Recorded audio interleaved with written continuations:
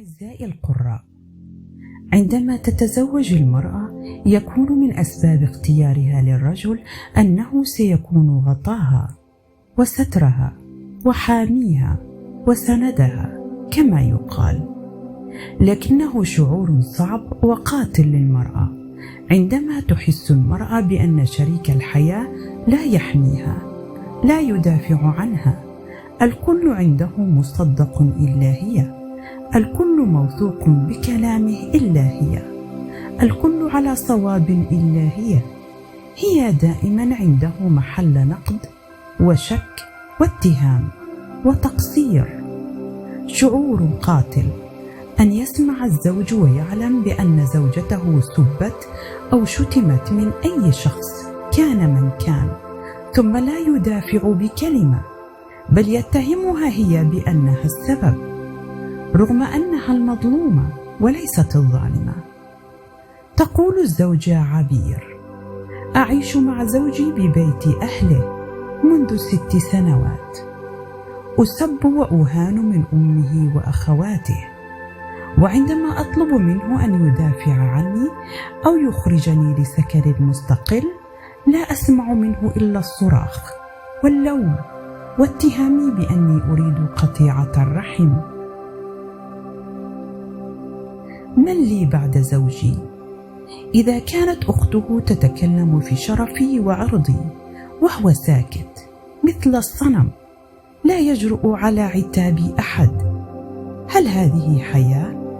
أن تسب الزوجة والزوج لا يحميها ولا يدافع عنها؟ ابني عمره 5 سنوات بدأ يهينني كما يرى عائلة أبيه تهينني، حتى أنه يناديني بقوله: تعالي يا بشكارة، يعني يا خادمة بلغة الخليج. لقد ضاقت الدنيا بعيني، وصار شعور قاتل أن يكون زوجي سلبيا لهذه الدرجة. ألست زوجته؟ ألم يأمره الشرع بالدفاع عني؟ هل أمه وأخته لهم الحق في شتمي وأنا أسكت؟ وهو لا يعاتبهم حتى العتاب لا يقع منه، مما يشجعهم ويجرئهم أكثر علي. مع العلم أنا أعمل كالخادمة للجميع، ومع ذلك لا أسمع إلا كلمات الإهانة والحساب والاتهام بالتقصير.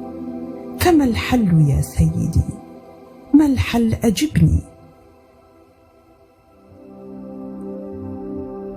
الجواب: إن صح ما قلت فزوجك واقع في ظلم كبير تجاهك، ويجب أن يعرف بأن حق الزوجة مثل حق الأم والإخوة تماما، ولا ينبغي أن يظلم أحد على حساب أحد. فليس بر الأم والإخوة يعني السماح لهم بالتطاول عليك، وإن كان ضعيف الشخصية فليخرج بك لبيت مستقل بعيدا عن أسرته التي لا تتقي الله فيك، ولو أن يقترض ليسكن خارج بيت العائلة أو يأخذ موقفا جادا منهم. إنه شعور محزن أن ترى شريك الحياة يتحامل عليك ويقف بصف أهله ضد زوجته.